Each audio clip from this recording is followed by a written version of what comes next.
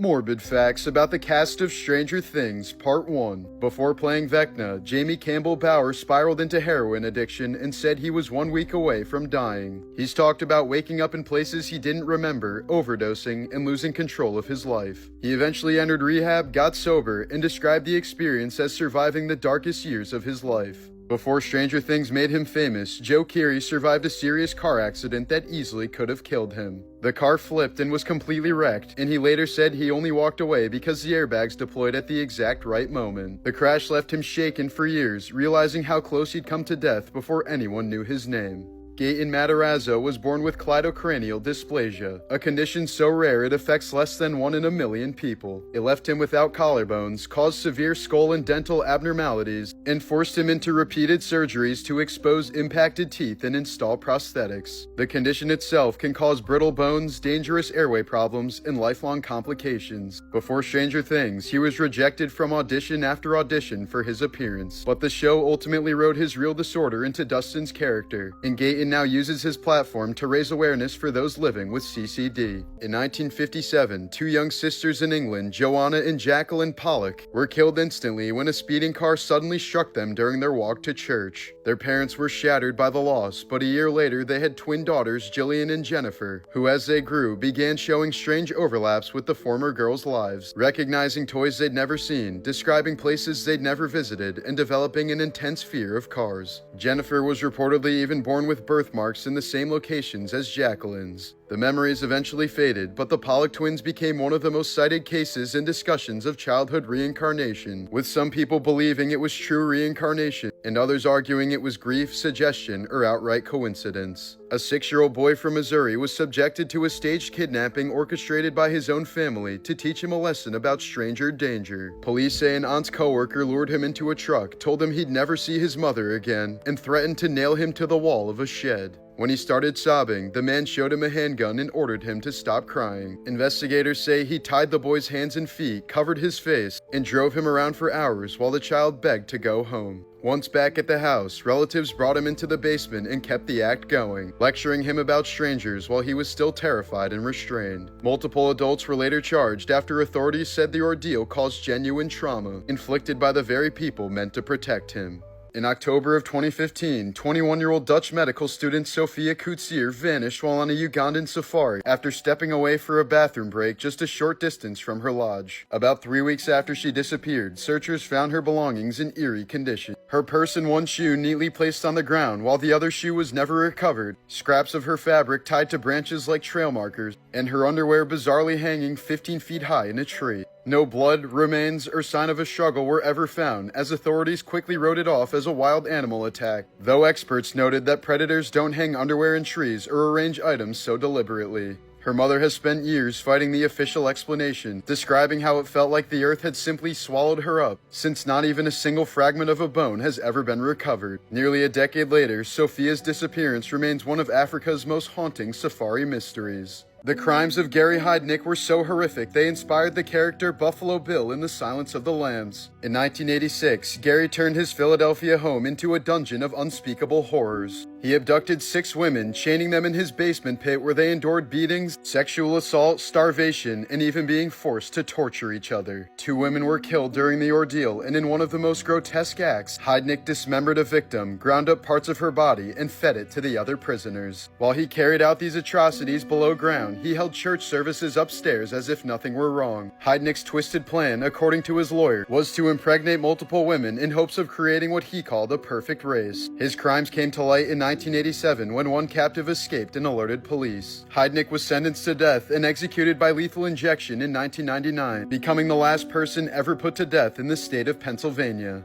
A 28-year-old Malaysian woman went viral after pregnancy caused her to develop such severe acne and facial swelling that she appeared to age decades overnight. Hormonal surges left her skin red, inflamed, and scarred to the point of being nearly unrecognizable. While most women only develop mild breakouts or dark patches during pregnancy, her extreme case showed how brutally the body can sometimes react to carrying a child. Dumping ashes at Disney parks is so common that staff have secret code words like white powder alert or code grandma, prompting custodial crews to vacuum up the human remains using HEPA filters.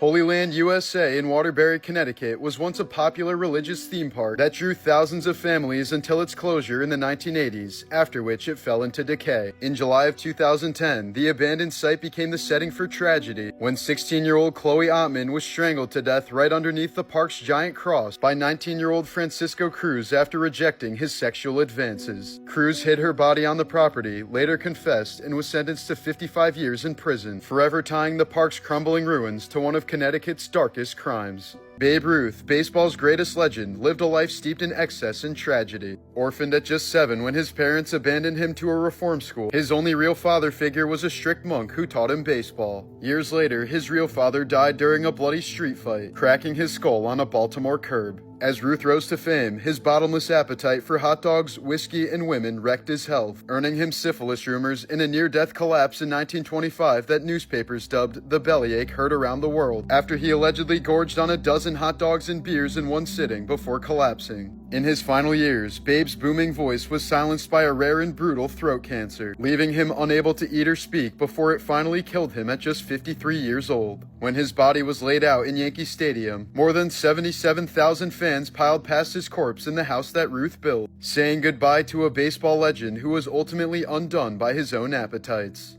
This was the moment a 23-year-old woman was brutally murdered after boarding a train in Charlotte. In August of 2025, 23-year-old Irina Zarutska, a Ukrainian refugee who had fled the war for safety in Charlotte, boarded the city's Blue Line train. She took a seat in front of 34-year-old DeCarlos Brown Jr., a homeless man with schizophrenia and a long rap sheet of more than a dozen arrests. Minutes later, Brown suddenly snapped. Surveillance footage shows him calmly flipping open a pocket knife before lunging forward and stabbing the woman repeatedly in the throat. As she collapsed, the footage captured Brown strolling through the train with the knife still open, blood dripping onto the floor while horrified passengers scrambled to help her, but she died in her seats within moments. Brown exited at the next stop and was arrested soon afterwards. Shockingly, despite his long history of violence and a recent judge-ordered mental health evaluation that was never carried out, he was free that night, sparking national outrage over a system that ignored his mental health until it was too late. During the midnight premiere of The Dark Knight Rises in Aurora, Colorado, a 24-year-old shooter entered the packed theater through an emergency exit wearing full body armor, tossed gas canisters into the crowd, and opened fire with an AR-15, a shotgun, and a Glock. In just 90 seconds, he fired more than 70 rounds, killing 12 and injuring dozens more as movie sound effects mixed with real screams. Among the victims was Alex Sullivan, celebrating his 27th birthday and first wedding anniversary, Jessica Gawi, a 24-year-old reporter who'd narrowly escaped a Toronto mall shooting just weeks earlier, and 6-year-old Veronica Moser, who was killed instantly beside her 25-year-old mother, Ashley. Ashley was shot in the neck and abdomen, left paralyzed, and lost her unborn baby, later waking up in the hospital repeatedly asking where Veronica was, not realizing she was gone. The shooter was found calmly waiting outside, calling himself the Joker, while police discovered his apartment rigged with explosives meant to kill the investigators who entered. His notebook revealed a cold plan to maximize casualties, as he was sentenced to 12 life terms plus 3,300 years, but survivors say no punishment could ever possibly match the horror inflicted on that night. In March of 2019, rising Liverpool indie duo Hers were in the middle of their first US tour when tragedy struck. After performing a packed show in Phoenix, 24-year-old Stephen Fitzpatrick and 25-year-old Alden Lauding began their overnight drive to California with their tour manager. Just before 1 a.m., their van was hit head-on by a pickup truck driving the wrong way on Interstate 10. The collision erupted into flames, killing all 4 men instantly. Investigators reported no signs of braking and found an open container in the wrong-way driver's wreckage, suggesting alcohol may have been involved. Just hours earlier, the band had posted that their US tour was going swimmingly and that they were almost home. Their debut album, Invitation to Hers, would become their final record. In 2012, a Pennsylvania tree worker named James Valentine was trimming branches high off the ground when his chainsaw suddenly kicked back. In an instant, the blade plunged deep into his neck and shoulder, stopping just millimeters short of severing vital arteries. Miraculously, the chain jammed before it could spin further, but the saw itself remained embedded in his flesh. First responders found him conscious, with the chainsaw still lodged in place, and carefully stabilized it as he was airlifted to a trauma center. After hours of delicate surgery, doctors successfully removed the saw and repaired the massive tissue damage. Against all odds, Valentine made a full recovery. In 1985, veteran Miami Herald photographer Bob East went into surgery to remove a cancerous eyeball, but a tragic hospital mistake killed him instead. During the operation, doctors accidentally injected a toxic preservative chemical into his spine, thinking it was spinal fluid. The chemical, meant to preserve his removed eye, instantly caused brain damage, and East was declared brain dead soon after. He was eventually taken off of life support, while the hospital later admitted the mix-up and paid his family a $2 million settlement. When the Space Shuttle Challenger exploded just 73 seconds after liftoff in 1986, it didn't disintegrate immediately like many believe. The crew cabin actually remained intact. For nearly 3 agonizing minutes, it tumbled toward the Atlantic Ocean from a height of 50,000 feet. Investigators later found that air packs had been manually activated, suggesting that some of the 7 astronauts were still alive and possibly conscious during the entire fall. The cabin struck the ocean at over 200 miles per hour, killing everyone on impact.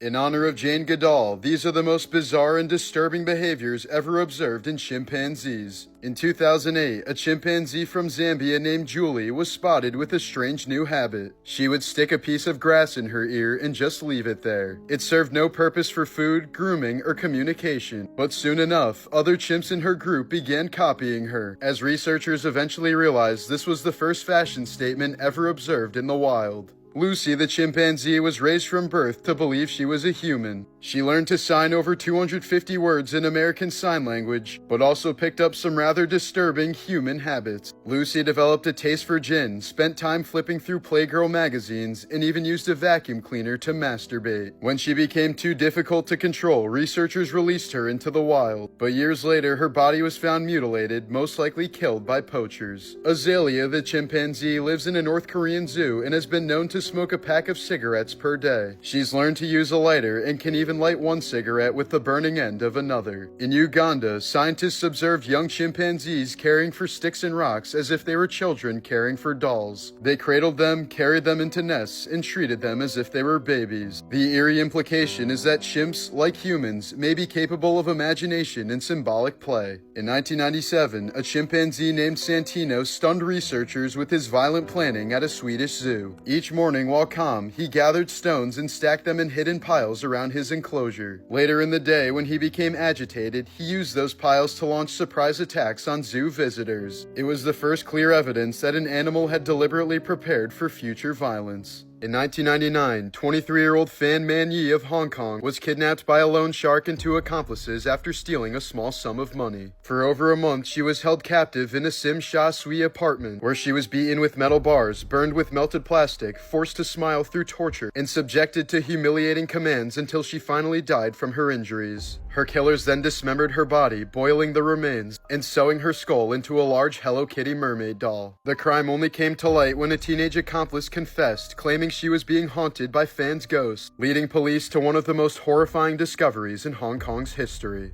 In 2007, NASA astronaut Lisa Nowak made headlines for one of the strangest scandals in space history. Obsessed with her ex-boyfriend's new partner, Lisa drove 900 miles from Houston to Orlando in a single stretch, allegedly wearing adult diapers so she wouldn't have to stop for the bathroom. In her car, police found a BB gun, a knife, pepper spray, rubber tubing, and trash bags, tools suggesting a plan to kidnap. She ambushed Colleen Shipman in an airport parking lot, spraying her with mace before being arrested. Once a respected astronaut who had flown on the Space Shuttle Discovery, Nowak became infamous as the first NASA astronaut ever fired after the bizarre meltdown. In 2009, she managed to avoid jail time, receiving a year of probation and community service. This disturbing sign was recently put up at a cemetery in Tampa Bay. In January of 2004, Texas math teacher Alejandro Navarro checked into the ER with serious heart and kidney problems, knowing he might not make it out. But instead of resting, he pulled out his laptop and started grading papers, determined to finish his students' work even as doctors prepared him for critical care. The next day, Navarro tragically passed away, and the photo his daughter shared of him bent over his computer in the hospital went viral. Doctors were baffled when a teenage leukemia patient kept developing life-threatening infections. until they discovered the boy's mom was doing something horrific to tamper with his treatments. In 2016, Indiana woman Tiffany Alberts was caught secretly injecting feces into her son's IV, causing him to develop severe bloodstream infections that left him feverish, vomiting, and near death. His chemo had to be stopped for nearly 2 months, and the disturbing act ultimately earned Tiffany a 7-year prison sentence. She later claimed she did this in hopes of getting him moved to a different hospital floor where she believed he'd receive better care. In 2015, Berlina Wallace laughed as she threw acid on her ex-boyfriend while he slept, telling him, "If I can't have you, no one can." The attack left him with horrific injuries, burns, blindness in one eye, paralysis, and the loss of a leg. After nearly 2 years in agony, he was euthanized in Belgium in 2017. Wallace was sentenced to life in prison with the possibility of parole in 12 years. Best known for playing Martin Corley on Ned's Declassified School Survival Guide, 36-year-old actor Tyler Chase has become the next tragic reminder of Hollywood's child star curse. Fans recently spotted him homeless in Los Angeles and Riverside, sparking a GoFundMe for food and shelter. Concerned strangers began sharing videos of him on TikTok and rallying support to help get him back on his feet. Hello, my name is Tyler Chase, and I'm here on a Christian movement for acting. But Tyler's own mother has since urged people not to donate, insisting that the man needs medical treatment, not money, explaining that he can't manage finances or even his medications on his own, and giving him money may only worsen his situation. The ashes you get after cremating a body aren't really ashes at all. During the burn, soft tissues and organs completely vaporize into gas, and any true ash is swept away through the chamber's exhaust. What's left are small bone fragments, which are then ground up in a machine called a cremulator to create the fine sand-like remains families keep in urns or scatter across Disney World. Despite the ride of steel roller coasters, posted rules and safety manual requiring riders to have 2 legs, Iraq War veteran Sergeant James Hackemer, who had lost both legs in combat, was still allowed to board the ride at Six Flags Darien Lake in 2011. Midway through the ride, he was violently ejected from his seat and killed instantly. In 2021, Miss Zhang from Weifang, China underwent a routine double eyelid cosmetic procedure, but during the operation, she felt extremely uncomfortable in her left eye, only to later discover that her eyeball had been accidentally sewn to the outer corner of her eyelid. Despite stitch removal, a thin thread-like tether still remained between her eyeball and eyelid. Attempts to surgically detach them failed, causing her eye to become inflamed and fused once again. She's now left with blurred vision and severely limited eye movement, able to move her eye only by turning her entire head. In December of 24, 46-year-old Nurhawati Zahora was ambushed by a 13-foot crocodile while washing her feet in murky Indonesian waters. The reptile quickly dragged her under in a brutal death roll, spilling her blood into the water as horrified villagers could only watch. Nearly an hour later, it resurfaced with her lifeless body clamped in its jaws, forcing locals to toss raw chickens into the water to distract it before they could recover her remains. Witnesses described the scene as worse than hell, and authorities later hunted down and shot the crocodile. In May of 2021, 6-year-old Aiden Leos was riding to kindergarten in his booster seat on a California freeway when his mom flipped off a driver who cut her off. Moments later, the passenger pulled out a gun and fired through their trunk, striking Aiden in the back. His final words were, "Mommy, my tummy hurts," before he collapsed bleeding in his mother's arms. He died minutes later, while the shooter, Marcus Aris, was sentenced to 40 years to life in prison. A gambling man from Pakistan was so desperate when he ran out of money to wager, so in a twisted move, he put his own wife on the line. When he lost, the winner claimed his prize by raping her, even recording the assault to blackmail her into silence. In April of 2025, 44-year-old Felix Rojas boarded a late-night New York City subway and spotted 44-year-old Jorge Gonzalez slumped dead in his seat, believed to have collapsed from natural causes. But instead of calling for help, Rojas did the unthinkable. He first rummaged through the man's pockets for valuables, then dragged his lifeless body to the floor, pulled down the man's pants, and assaulted him. Surveillance showed him pausing the assault each time the train reached a station, only to resume once the doors closed, carefully timing his abuse to avoid being caught. Weeks later, police identified Rojas from the footage and he surrendered, accused of one of the most grotesque crimes ever caught on a New York City subway.